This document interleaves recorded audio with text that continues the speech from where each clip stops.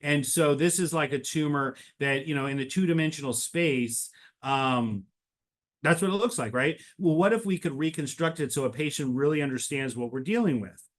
And so then you have something like this instead. And now you can say, all right, well, we did initial biopsy. You can kind of see where those staples were. We have this large mass. This is a glioblastoma. We can see where those highways are. We can see relative to those highways. And each of these highways have different functions. So we can say, yep, this highway is right next to the tumor. So we can say, all right, this is related to speech. So we know that that's important. So we really can map this out ahead of time. And then we can link it to navigation. So we take this wand to tell us where we are. We can show what our bony removal is going to be to get there. Then we can go in the operating room and we say, all right, here's our bipolar stimulator, that thing I mentioned earlier. Now we're going to be in the brain and we're going to be stimulating. So yep, that's going to be an important motor area.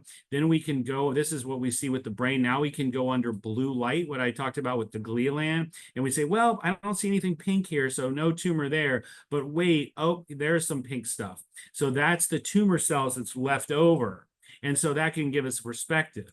And then, and then afterwards, we can say, all right, well, can I tell how much volume there is? Well, we can work with our neuroradiologist and say, well, that's the amount of tumor we had to leave because we didn't want to make the patient weak. And then on top of that, we can compare, that's what we started with, and this is what we have now. So patients can really see how much we removed.